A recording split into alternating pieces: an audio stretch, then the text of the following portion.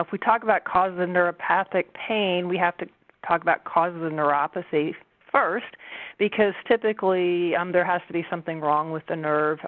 Either it's inflamed or being compressed or irritated in some way. And so looking at neuropathies, they can be either painful or non-painful. And I think, in preparing for this, I started really thinking, well, I think we should always make the assumption that there is pain there because our patients can't tell us. And so if we have a suspected or diagnosed neuropathy, we should at least have a consideration that there may be some pain associated.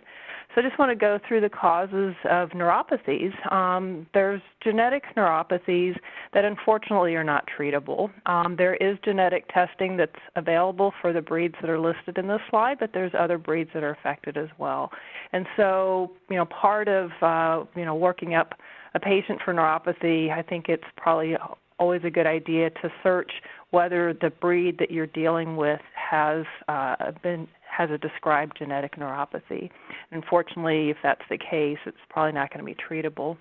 On the other hand, nutritional neuropathies, although quite uncommon, are very treatable.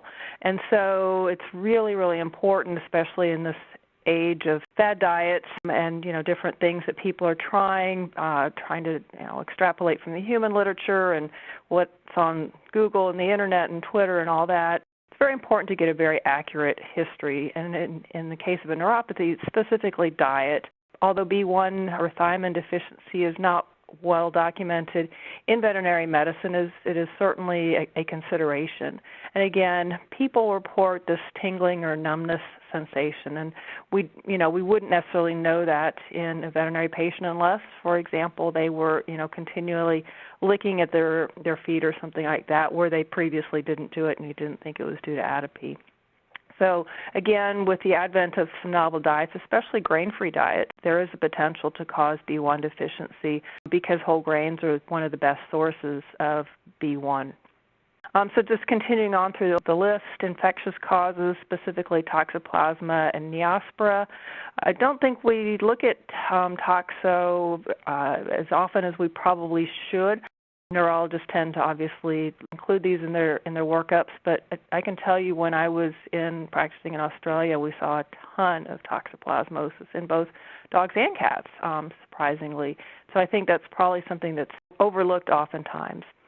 And then degenerative causes of neuropathy, and these ones that I've listed so far would not necessarily be considered particularly painful, although we would have to consider pain potentially being there. So there is a chronic axonal degeneration that can lead to progressive paratetraparesis in middle or older large breed dogs, and this is oftentimes preceded by laryngeal paralysis. So if you have a patient that develops a polyneuropathy and had laryngeal paralysis previously and fits in this sort of signalment, that might be a very, very high on your differential list. But what about the neuropathies that cause pain in dogs and cats? These are actually the most common causes of neuropathies. So they're common causes of neuropathies, and they're the ones that cause the pain. And so if you have a neuropathy, it's probably going to be on this list and painful. So that would be the endocrine and metabolic diseases, specifically diabetes, and those are very easy to diagnose. And then the autoimmune inflammatory processes, toxic and chemotherapy can also cause neuropathies that are painful, and also neoplasia. So let's go through those kind of individually. So we all have seen the cat with the plantigrade stance, and before preparing for this presentation tonight, I never really thought these cats hurt, but we all know that diabetics hurt, and so we don't know necessarily how much pain these cats are in. Cats can develop not only the motor neuropathy, but also a sensory neuropathy, and that's probably the one that's more painful, that's causing that kind of pins and needles sort of pain. And so we should probably always consider the pain is present in a diabetic cat, even if it doesn't have obvious neurologic deficits, because we know that humans develop this pain without any necessarily neurologic deficits. Dogs can also get a neuropathy with diabetes. It is usually complicated by concomitant Cushing's disease or hypothyroidism, and so if you see a neuropathy, they probably have multiple endocrine problems. And because they're diabetics and they have a neuropathy, they probably have pain. Insulinomas likewise can cause neuropathies that are painful. And, we've all seen the big Labrador that's hypoglycemic, and we think that it's weak because of the low blood sugar, but there's also some actual nerve damage that's going on due to exposure of that prolonged hypoglycemia. And that may not ever resolve after the underlying cause is taken care of if they go to surgery. So it's really important, if you have an endocrine disease, to try to aggressively manage it, because these animals can recover. It may take months, and they may have residual deficits. So it's really important to kind of get them under control as quickly as possible so they don't have residual problems as well as, the residual pain. People that get chemotherapy report neuropathies that are quite painful, and we know that vincristine can cause a neuropathy. And so we'd have to assume that would be similar to our human counterparts. And then there's other drugs that cause neuropathies. And so again, if the mechanism would be similar to chemotherapy, again, those might be considered to be painful. We don't necessarily know that for sure. And certainly taking the drug away usually resolves the neuropathy, but during that period of time there might be some pain involved. So we're all familiar with metronidazole and brinidazole, nitrofurantoin, and then the two chemotherapy drugs that we have, vincristine and cisplatin. I have oclacitinib on here with 2 question marks.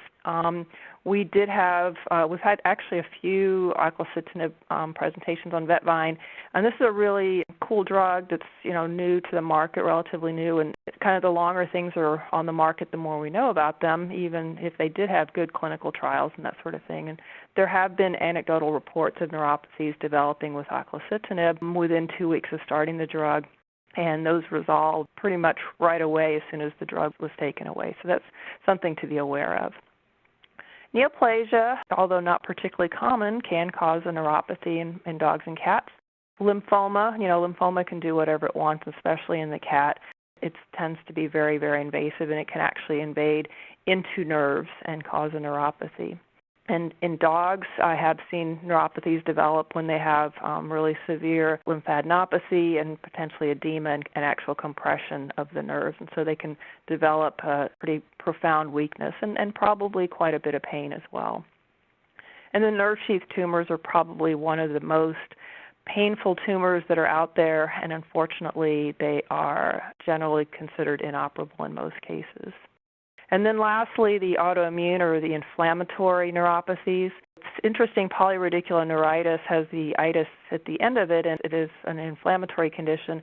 It's the most common cause of rapidly progressive, over a couple days, ascending paresis or paralysis. And that is typically a diagnosis that's made based on clinical impression. And it's also strongly recommended not to give steroids, even though this is an inflammatory process, because it makes no difference in the course of the disease. And we'll talk about steroids later. But there's also a chronic demyelinating polyradicular neuritis that's been described, and young Bengal cats actually have a very, very similar. So those would all be autoimmune or inflammatories. And then the question is, are there others? And I think it's highly, highly likely, and these are probably very underrecognized because we are kind of behind the 8 ball with our veterinary patients because they can't tell us when they're in pain.